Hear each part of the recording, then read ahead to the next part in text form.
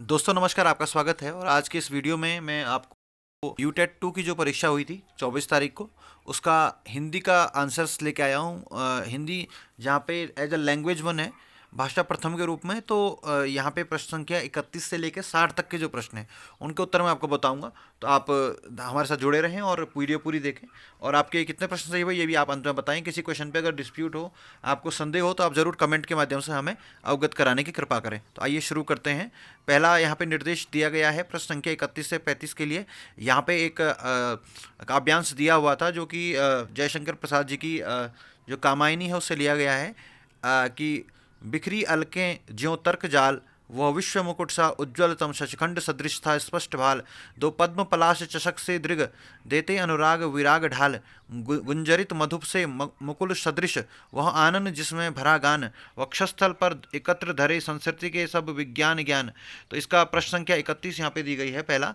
तो इसमें कवि ने नायिका के ललाट की उपमा किससे किससे दी है, तो यहाँ ऊपर हम देख सकते हैं शशिखंड सदृश था स्पष्ट भाल की बात की है। तो शशिखंड का अर्थात आप समझते हैं, शशि मतलब होता है चंद्रमा और खंड मतलब उसका टुकड़ा। तो इसका ऑप्शन नंबर बी सही होगा, अर्धचंद्र। अगला प्रश्न है उपयुक्त पद्यांश का प्रतिपाद्य है। तो ये रूप वर्णन कर रहा है यहाँ पे। बिखरी अलके जो तर्कजाल, पंक्तियों में कौन सा अलंकार है, तो आप देख सकते हैं उपमा अलंकार इसमें है।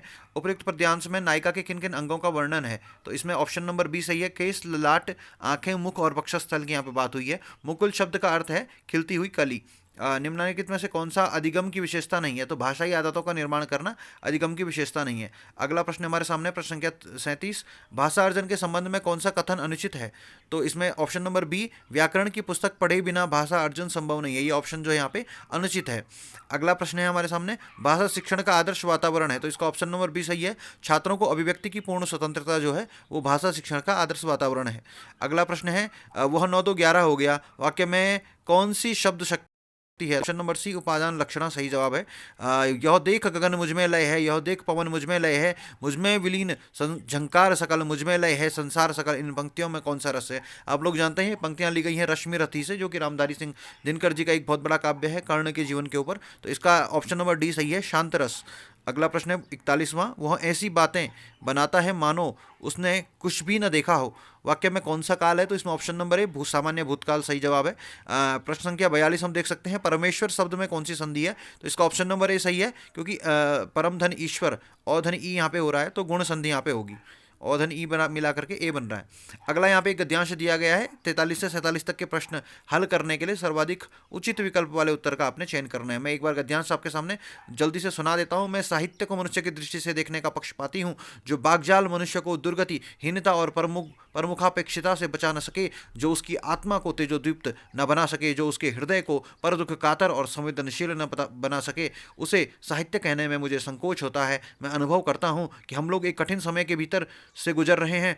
आज नाना भांति के संकीर्ण स्वार्थों ने मनुष्य को कुछ ऐसा अंधा बना दिया है कि जाति धर्म निर्विशेष मनुष्य के हित की बात सोचना असंभव सा हो गया है। ऐसा लग रहा है कि किसी विकट दुर्भाग्य के इंगित पर दलगत स्वार्थ के प्रेत ने मनुष्यता को दबोच लिया है। दुनिया छोटे छोटे संकीर्ण स्वार्थों के आधार पर अनेक दलों में विभक्त हो गई है। अपने दल के बाहर का आदमी संदेह की दृष्टि से देखा जाता है, उसके तप और सत्यनिष्ठा का मजाक उड़ाया जाता है, उसके प्रत्येक त्याग और बलिदान के कार्य में भी चाल का संधान पाया जाता है। इसका प्रश्न संख्या 43 है, जाति धर्म निर्विशेष मनुष्य की पहचान क्या है, तो इस गद्यांश के अनुसार ऑप्शन नंबर सी, जाति और धर्म की सीमा में बद्ध। अगला प्रश्न है, उपयुक्त गद्यांश के अनुसार हमारा समय कठिन है, ऑप्शन नंबर बी, विभिन्न प्रकार के संकुचित स्वार्थों के कारण। अगला प्रश्न संख्या 45 है, निम्नलिखित में से कौन सा दलगत राजनीति का दुष्परिणाम नहीं है, तो इसका ऑप्शन नंबर सी सही है, विरोधी दल के नेता का योगदान स्वीकार करना, ये दलगत राजनीति का दुष्परिणाम नहीं है। बाकी ये तीनों दुष्परिणाम यहाँ पे दिए गए हैं। अगला प्रश्न है, साहित्य को किस दृष्टि से देखा जाना चाहिए, तो यहाँ पे क्योंकि रचनाकार के अनुसार मनुष्य, किसने पहली पंक्ति में ही लिखा है, मैं साहित्य को मनुष्य की दृष्टि से देखने का पक्षपाती हूँ, तो ऑप्शन नंबर मनुष्य की दृष्टि से साहित्य वह है, इसमें पहला जो पंक्ति यहाँ लिखी है कि जो आत्मा की जो मनुष्य की आत्मा को प्रकाशित करता है। ऑप्शन नंबर ए, आटे दाल का भाव मालूम होना, मुहावरे का सही प्रयोग किस वाक्य में हुआ है, तो ऑप्शन नंबर बी, अभी से घबराने लगे, अभी हुआ ही क्या है, आटे दाल का भाव। अगला प्रश्न 49वां है, भाषा के पाठ्यक्रम में कहानी का शैक्षणिक प्रयोग मुख्यतः इसलिए जरूरी है क्योंकि इससे बच्चे, ऑप्शन नंबर ए, उच्चारण क्षमता का विकास करते हैं। अगला प्रश्न है, 55वां 55 सॉरी 50वां प्रश्न है, दिवस का अवसान समीप था, गगन था कुछ लोहित हो चला, तरुशिखा पर थी तरुशिखा पर थी अब राजती, कमलिनी कुल वल्लभ की प्रभा। इस पद में कौन सा छंद है? ये अयोध्या सिंह उपाध्याय हरिऔध की कविता है, उससे लिया गया है। तो द्रुत विलंबित यहाँ पे है, क्योंकि तेजी से बोल रहे हैं फिर हम रुक रहे हैं, तो ये द्रुत विलंबित छंद यहाँ पे आ जाएगा। अगला है, अल्प प्राण के विषय में सही कथन है। तो हम सब जानते हैं जो सब स्वर जो होते हैं वो अल्प प्राण होते हैं। देशभक्ति शब्द में कौन सा समास है? काफ़ी चर्चित ये प्रश्न रहा है और कई जगह पूछा गया है और इसके उत्तर पर कई बार विवाद भी रहा है। तो ऑप्शन नंबर डी इसका जो है सही जवाब है, संप्रदान तत्पुरुष समास। अगला प्रश्न है, निम्न किस शब्द में तद्धित प्रत्यय जुड़ा हुआ है? तो जिसमें क्रिया के अलावा अन्य चीज़ों पर जब प्रत्यय जुड़ा होता है तो उसे हम तद्धित प्रत्यय कहते हैं। तो ऑप्शन नंबर ए जो नैतिक है इसमें सही जवाब है।